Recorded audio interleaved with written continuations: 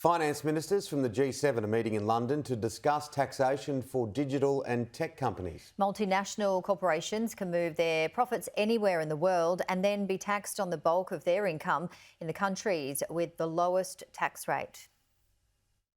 The greetings might be different, but this is nonetheless a moment. The first in-person meeting of the world's leading finance ministers since COVID, and with one weighty topic dominating the agenda. It is increasingly clear that in a complex, global, digital economy, we cannot continue to rely on a tax system that was largely designed in the 1920s. This all comes back to a big question. Why do megacorporations like Amazon, Google, Facebook and Apple pay comparatively little tax? The short answer is by shifting profits from high-tax countries to low-tax countries, regardless of where their warehouses and sales are.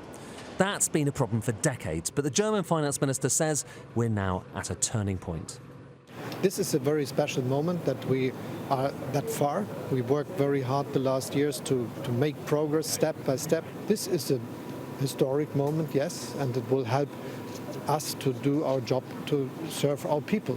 And it's about fairness and justice, and this is good. What does all this mean in practice? Well, these bars show you the effective corporation tax rates among the G7 members, all the way down from France to the UK with its current 19%.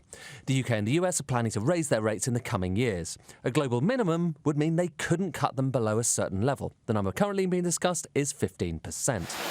High street shops say if everyone agreed to such a scheme, big multinational companies, especially the tech giants, would have nowhere to go. So our physical stores have this large and fixed cost attached to them through the taxman, and that causes us to close shops, our neighbours to close their shops. We find ourselves getting into a vicious cycle where, frankly, the communities in which we operate are being stripped back, and it's caused by really a fact that we haven't changed our tax system.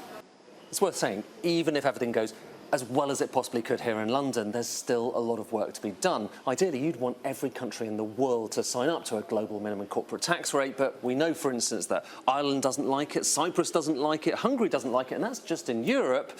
This could get very tricky indeed. After all, the G7 is only 7 countries. Others will need to sign up in the coming months. But the big picture is that the era where companies could avoid tax by shifting their profits around the globe might be nearing its end.